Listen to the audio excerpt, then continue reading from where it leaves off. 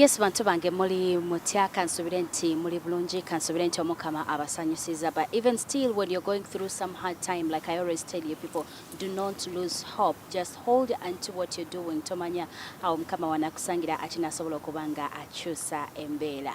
Yes, welcome to my YouTube channel. This is the platform that I told you that we have the ear, we have the space, we have the time to listen to everything and share with you. Ebinji byembatamanyi ku bantu wano tulina obudde okusobola okubanga tubisharinga. But before I tell you the person we are going to be speaking to, I want to remind you of my 18th December charity. There is this young girl of 15 years that I want you and I to cause a change. Bambi bali saidize ye chibuli aline jaja bakafunisa olubuto nga kali 15 yakafunisa olubuto na kalimbalimba nga bwali omusirikale nga we bataina je bayinza mulo opanga bo walitali che bayinza mukola. But luckily enough, what happened? We kicked in and then we got justice for this young girl. But I didn't want it to just say as a story. I want to go ahead and cause a smile. We all know December is a very beautiful month. It is a month of love. It is a month of giving. It is a month of sharing. It is a month of family. So I want to be family to this young girl. Not me alone, but you. So since she's a girl, I was thinking, bwemungulira yo sanitary pads, muja kuba munkoze bulungi. Aina baby, bwemungulira yo pampers, muja kuba munkoze bulungi. Abela nejaja, bwemungulira kumere, kumuchere, kukawunga, kubijanjalo. Anything that you can afford, oja kubanga onkoze bulungi nyonyo. Meanwhile, for those who cannot do that, but you can still give me your money, yes, ngenda kubanga mbawe nambaye semo mumasao, josobulo kubanga ontela ko akasente oba nokaleta oba gwenyine ogenda mu dduuka n'ogula ebintu n'ombulira wonna woli ffe tujja kusanga ebintu ebyo mbikime nsobola okubanga mbitwala. Even still, if you can come on aboard, you can come along. Fena ne tugenda wa musagala mugende mugamba ate ebintu byammwe mwabimpata ate simanyi ebikola bitya. No, we can go together and then ne tubitwalira abantu abo. Now, today, so most of you mumanyi omukulu ono nga Sir Morgan, the other name. I'm about to ask where he got that name. Then after tulabe bichi byetugenda okubanga tulaba. Omwaka guno tulabye abavubuka bangi nnyo nga bayingidde ebyobufuzi. So simanyi, is it because ababaddewo baganye okola abavubuka kye basuubira? Is it that now is the time for the bavubuka okuva ine eddoboozi lyabwe batulage ki kye basobola okukola? Byebintu ebimu bye tugenda okubanga twogerako ne Sir Morgan. N'ekirala ku mulundi guno kitali kya bulijjo waliwo ekibiina ekyajja ekipya ekya NUP. But when you look at NUP ojja kulaba nti esingamu bavubuka. Well, n'abakadde nabo mwe bali naye percentage esinga y'abaana bavubuka. Era mu biseera bya campaign abaze nga bagoberera politics wa Uganda yaleeta weevu empya nti at some point, I remember nali e Makindye waliwo omuntu omu gwe balondo omusajja n'agamba ffe baatugamba umbrella, so buli ewali umbrella they wouldn't even care oba ani oba atifaanana atya oba talinawo. In fact ndowooza ne bw'ata abalinnya ne bateekawo buteesi umbrella, I am very sure people would take the umbrella. What does it mean? Does it show that people were so tired and they need a change? Does it show that there is something that is lacking? Does it mean that this man voyage politics is Uganda aina ka trigger aina pensa wele anyiga? So those are some of the things we tujja kubanga to finding out as we go on and talk to these young people. By the way, it is so interesting bwenda abavubuka abato bwenda abaana bato kati nga benyigira mu decisions ez'eggwanga. What does it show? That nabo tebakyalinze kati kubaleetera mugaati ate then omala obbawo omugaati obayigirize nga bwe bagugaya nedda. Kati nabo benyigiddemu. They want to know how you find that bread and how you chew that bread and you stomach it so well so that implications is on ezibazija, they are all accountable. Sir Morgan. Yes. Nango kusanga mukwano. Banango nonyeza. Banga libadde ddene. Ultimately. Nonyeza, but finally the day has come. Yes. And today is the day. Yeah. Thank you. Okay, how are you doing? We're trying. Most people who follow you on social media, especially because that's where I watch you from, Bamanyinga Sir Morgan, and then that other name that I don't know how to pronounce. So where do you get these names and who is Sir Morgan?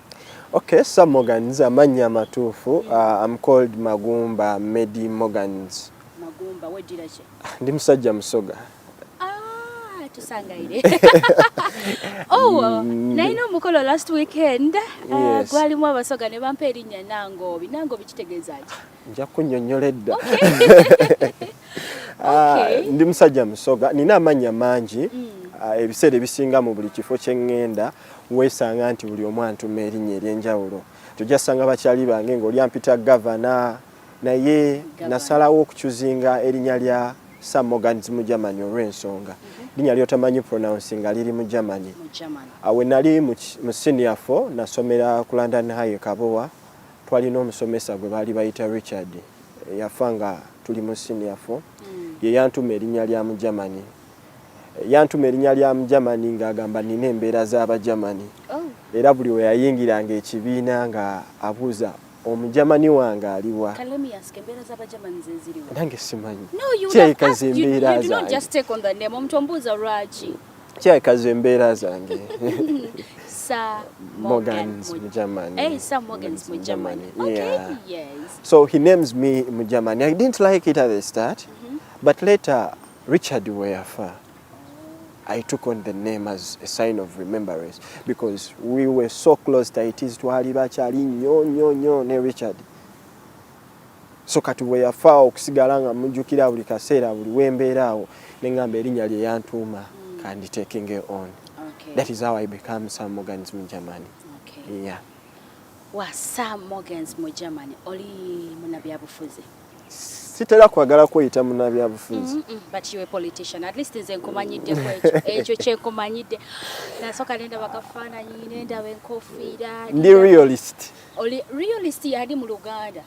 Omuntu ayogera ekintu nga bwe kiri. Oli realist. Toli politician. But oinamu akasayi ka politics. Eyo tuveeyo. Tetusobola kuvaayo. That is the reason why you're here. Josh ebiseera ebisinga nandibadde politician nga ndi comfortable n'okumpita politician. Nirwa kubanga the kind of setting gye tukoleramu, the platform that Uganda has set about politician, saagala gyefaananyiriza. Wokeera ne weyita politician, omuntu eri wansi ajja tunulira omuli bw'enguzi, omuntu eyeefaako yeka, omuntu agenda okeera ku makya kukuba akalimi, omuwe kyayagala amale akwerabire. So ng'ate si bwe kyandibadde. Politician yandibadde muntu ate akola abantu kye bamusuubiramu. Twandibadde nga tukisanyukiramu olyokeera ku makya nampita munnabyabufuzi nga lwakubanga ntunulira ensonga nga bwe ziri ne tugezaako okulaba nga tufinding a way out. Naye si bwe kiri munnange bwe buzibu bwe tusanze. Kibula nga naffe ebigambo ebimu tubyebalama bwe tufunirawo obuzibu. So right now in a realist Sir Morgans. Okay. Bwe mba nkugoberera waliwo ebintu by'ojja oyogera waliwo ebintu by'ojja owandiika naddala ku systems naddala ku bintu ebigenda maaso naddala governance agenda maaso mu ggwanga. So at one point when I looked at you nengamba obuvumu obwo mu bujjawa where did the systems go wrong that ovaayo n'osalawo nga bw'oli realist n'okijjayo? You see, Madam Josh, you see, when the only option of saving life is jumping, the depth of the hole does not matter. The depth of the hole does not matter. Kye tulina okukola kutaasa ggwanga mu ngeri ki? Mu ngeri yonna eri possible. Ebizibu ebirimu tebimataringa kasita tuba tulina cause gye tuliko. Tukimanyi mulimu ebizibu bingi, tukwatibwa, tusibibwa, ogobebwa ku mulimu leero n'enkya because of your affiliation political wise. Obuvumu tubujja ate mu insanities eziriwo. So nga osanga singa ebintu bibadde birungi, nze Morgan sandivuddeyo okukola kyenkola. Sandivuddeyo gamba nti system mbi nga system nnungi. Naye weesanga nga ebintu bivunda. Omwana wange wanambuuza nti taata, what did you do when things were going wrong? Naamugamba ki? Sirina kye nja mugamba. Kankole kati kye naamugamba. Osanga n'omwana wange talisanga nga ebintu byonoonese. We want to save this from our children. We have gone through it, we know the effects. Our courage is anchored in the insanity and the impunity of the government. Sir Morgans, help me understand, as a country, as a system, as governance, where are we going wrong? Everything went wrong. Okay. Everything went wrong. Ekyennyanja nga kinayonooneka kifa mutwe. So if the head of the country went wrong, that means everything is going wrong. So where did he go wrong? Everything is doing. Now the country. Yes, Josh. Oli muzadde ndi muzadde. Mwembeera n'omwana n'enzija ne muboggolera. Kino kikyamu ne sikubulira ate kituufu mba sikuyambye. You know why? Mba sikuyambye. So I need to make you know you're wrong and then I give you an option. 35 years Mr. Museveni has been in power. Yeetaaga omubulira ekikyamu n'ekituufu. Ayinza okuba tabiraba. Tabiraba. Ayinza okuba yamanyi kyakola kyekituufu. Then he's a failed president. Wabanga ku ssaawa eno tasobola kwawula ku kikyamu ku kituufu. Okeera ku makya nasindika amagye gagende gatta abantu kuziye commander in chief pozi nga waliwo omulala w'amagye command. Ku lunaku lwe bakwata Bobi eruka ng'ennaku z'omwezi 18 bali bankubye ebyasi. Nali ku live nga nkute kamera nenjitunuza mu truck yaliko ab'amagye nga nkimanyi ono gayi waba akunkuba kyasa agenda kunkuba rubber bullet. So wali Luka? Sali Luka. Nali Kampala. Okay. 18. Yes, 18. Nali Kampala. I don't want to call them riots. We were not rioting. We were demonstrating. This is a constitutional right. Twavaayo kulaga butali bumativu waffe. And we were so peaceful to the point that police and other security organs made it violent. So nali nkutte kamera ninjitunuza musajja nga mmanyi ono gayi ono muniga muna Uganda munange taso akunkuba kyasi waba akunkuba kyasi at least agenda akunkuba rubber bullet. Nalina abaana be nali nabo we nalanga abasajja batandise okuba ebyasi nembagamba tukirire. So first, where were you guys demonstrating? We were actually in Kampala, the ends of Mbuya. Twali Mbuyaawo nga twetooloddwe eno waliyo barracks eno waggulu waliyo CMI eno tulina ab'ekireka tuli awo wakati ne batudeployingamu. So when amatunuzamu camera bagayi bali bazena orders shoot to kill. Sir Morgans tonzizemu lwaki mwali mu demonstrating? Lwaki twali tu demonstrating. Our president, the legitimate president of Uganda, Mr. Robert Kyagulanyi Ssentamu yali akwatiddwa mu bintu ebitaliimu. A legitimate president has to be sworn in. No, wait a moment. Who doesn't know nti Museveni yabakabi? You see, Josh MP n'emigo bye ebintu bye twasooka okuteeka ku bbali.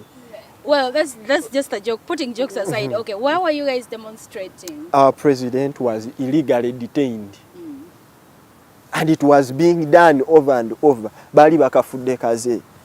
Yet we had things to do. Nga tebamukkiriza okukola campaign rallies. Nga te Mr. Museveni wavayo n'azikola. Security organs bazingako emikono ne badde bbali.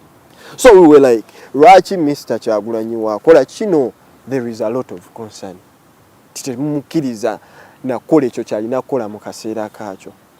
So ne tuvaayo ne tugamba no ekimala kimala. Omusajja tumuleke wekuba kubuulira njiri agenda agibuulire mu butuufu bwayo. Ne bannange naffe tetubanenya. Tumanyi tubakoonera ddala wali ewaluma.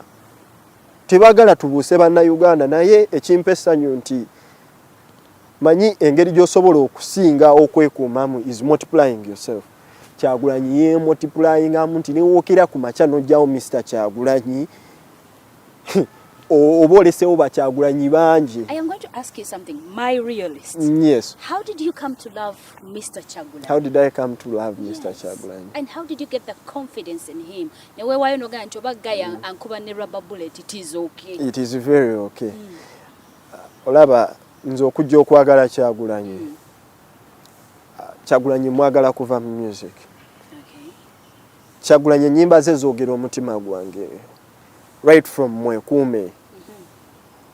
Ajja atubuulirira mu bintu bingi. Wadde naffe ng'abantu tubeera ne shortcomings naye oweyinga n'olaba nti like the positive inspiration ate nene okusinga kweri negative. So ennyimba ze zajjanga nga zitu inspiringa okubeera great. Fe abaana b'omu ghetto nga tulagira ddala nti ghetto is not a bad place to stay. You can work hard, stay in the ghetto and make it a better place to stay. Exactly. So natu inspiringa zino ensonga n'agamba kati nkooyo okuziyimbako nkooyo okuyimba ku ddembe obudembe kati njagala recreatinga. He's worth a trust.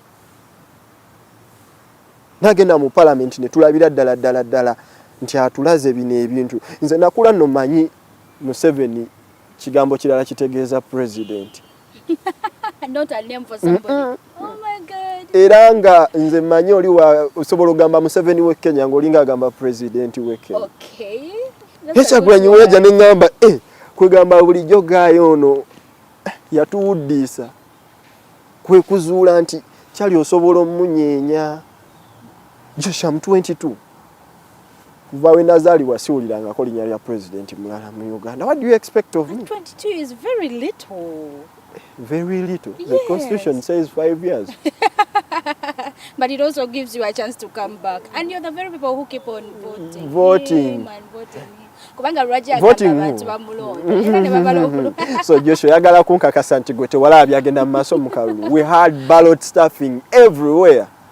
Naye nze nagamba Bannayuganda. Nekitegeeza ki? Babba obululu. Omanye ekyaliwo nga tucorrectinga DR form. Ego Josh. Nali ejjinja ne muganda wange Zolo wa Bobi nga tucollectinga DR form z'ejjinja. Twalina okuvuga emmotoka tugiyingize ebikajjo tufune we tuparkinga patroni jange kuba amasasi batuyiteko. Kozi bajja batugoba naye ndi tugiyingize ebikajjo ne tufuna we tusirikira ne batuyitako swi. Tuina gayi gwe bayita tabs ku kamera yali aleta DR forms ne bamusalako. DR form ne bazitwala ne bamukuba. And you tell me twalemerera okuma. We did our part. Well, you are still watching Sir Morgans Angambye. He's not a politician, he is a realist. Echigamba chogeranga bwechiri ebintu abyogeranga bwabiraba mungwanga. A lot has been going on, and ngabo nabagambye content kwant I feel so good when bera n'abantu ngabano abavubuka. He says he's 22, that is very little. But wabasobola okulaba ebintu ebigenda mu maaso and he thinks he can cause a change. Why don't we have to trust him? I mean, on this particular interview. Kakati mukama wange. Emyaka gy'ogambye 35 plus omanyi kati ffe tuzunga nnyo. So otuuka mu ddwaliro n'osanga abakyala nga beebasawo wansi, n'osanga abaana, otuuka mu ddwaliro ne bakuwandiikira eddagala gy'osuubira nno gy'ogenda okulijja. Okitegeera, the best they can give you is a Panadol. N'onoonya eddagala kyokka nga n'eddagala gy'ogenda olijja lya bbeeyi nnyonyo.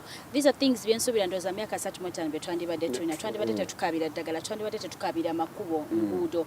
Apparently walaba ffe tukyasinza okuba n'oluguudo lw'ebbeeyi ennyo mu nsi yonna. And the shortest one. And the shortest one. So I don't know, ngagwebo realist wange, how do you think about these things that are happening in the country? First, 2021. In a century like ours, you know, we have 21st century problems. They require 21st century minds and solutions. Okitegeera. Kati tulina obwongo obuli outdated. Ngate bwe butuvuga we wali obuzibu.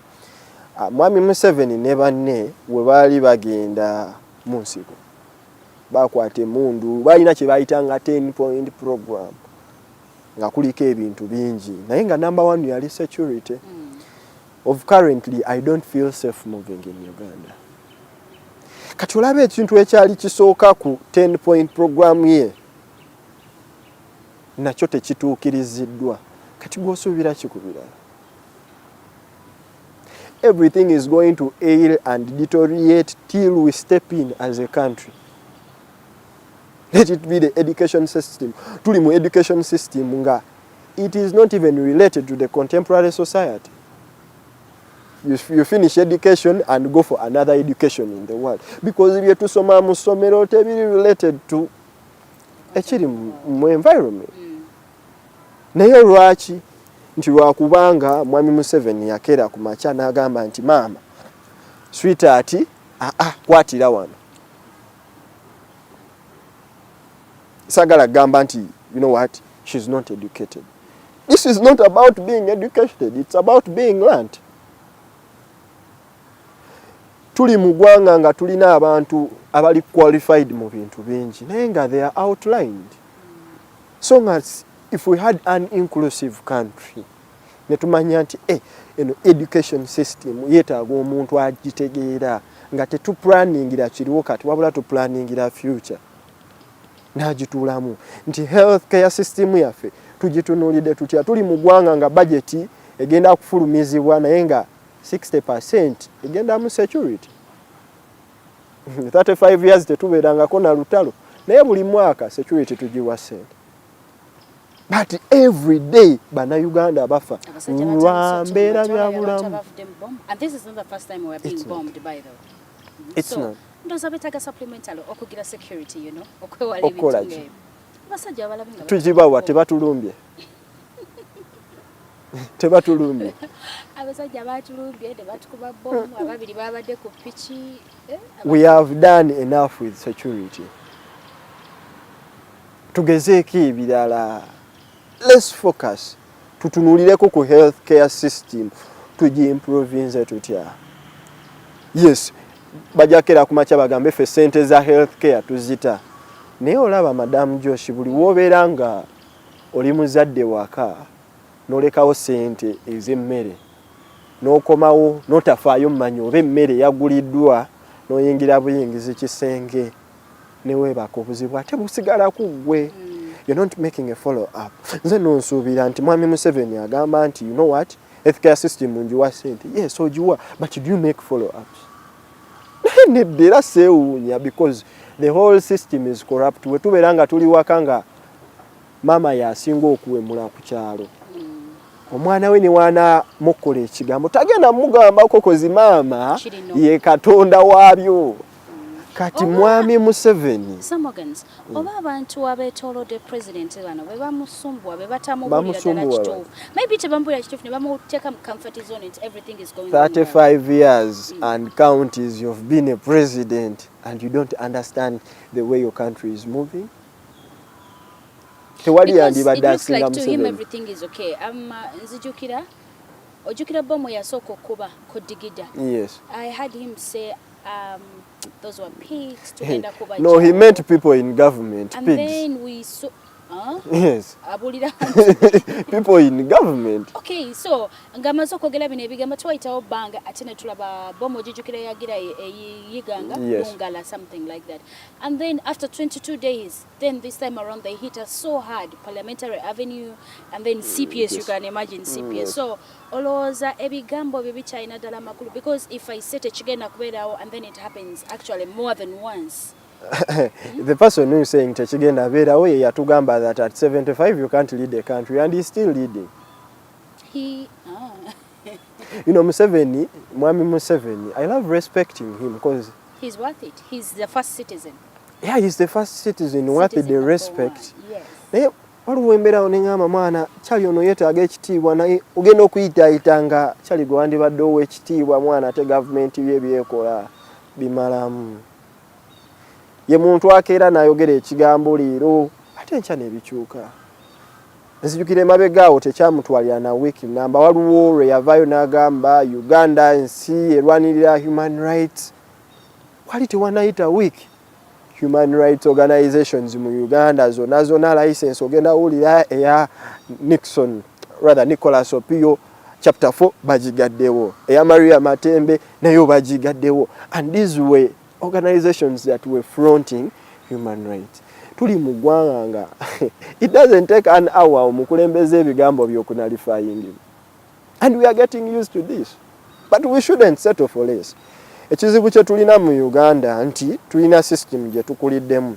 Nze kasankera ku macha nenfuna ekyokulya nenfuna omulimu nga gumpa emitwalo 3 ni mu comfort zone. Tetumanyi wathi yaffe.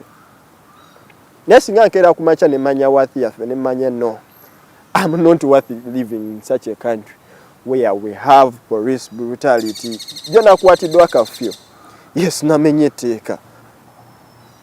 But what happened in the course of okunta era nze ofisa yankute nangamba mwana ngulira bia ne musekerera ngamba afanda ogambye eki ngulira bia nze nkute Nogula bia namuguza olowooza nze no, I can't fight corruption and again do corruption.